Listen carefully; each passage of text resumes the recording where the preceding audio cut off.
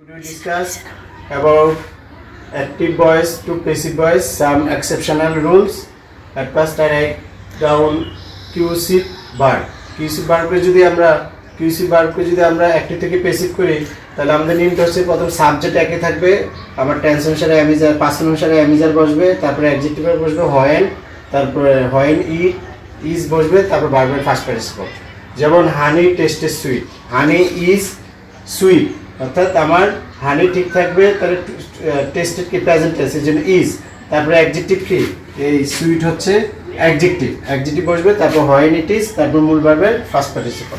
এখন আমি আরেকটা নিয়মও করতে পারি, আমি আরেকটা বলতে পারি হানি ইজ টেস্টেড সুইট।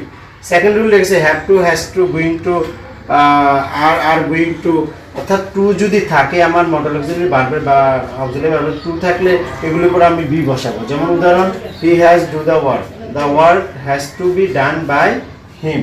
তাহলে অ্যাক্টিভের অবজেক্টকে, এই অবজেক্ট সবসময় একটাই নিয়ম, অ্যাক্টিভের অবজেক্ট পেসিভে সাবজেক্ট, তারপরে এই হ্যাজ টুর পরে আমি বি বসালাম, বি, এই যে হ্যাজ টু বি মূল ফার্স্ট পারসন বাই, অ্যাক্টিভের সাবজেক্ট পেসিভে বাই যুক্ত অবজেক্ট।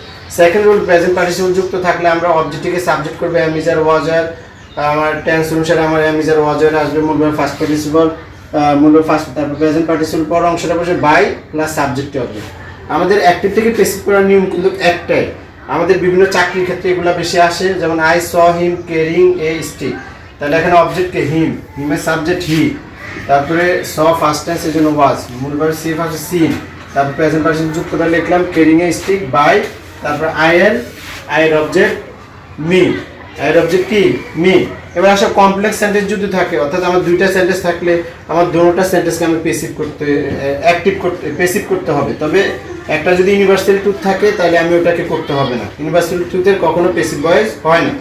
যেমন আমি লিখছি I know that he did the work, তাহলে আমি এখানে প্রথম অংশটা আগে করব। তাহলে এখানে যদি অবজেক্ট না থাকে, তোমাদের একটা কথা বলবো, অবজেক্ট থাকলে অবজেক্টকে সাবজেক্ট করবো, অবজেক্ট না থাকলে ইট আনবা। তাহলে আমি কি আনলাম, ইট, নো কি প্রেজেন্ট টেন্স, ইজ, নোয়ের ফার্স্টে নোনের সাথে একটু টু বসে, বেশিরভাগ আমাদের প্রায় 95% ক্ষেত্রে বাই বসে, আর 5% ক্ষেত্রে অন্যান্য ইয়াগুলো বসে। পরবর্তী ক্লাস আমি এগুলো নিয়ে আলোচনা করব।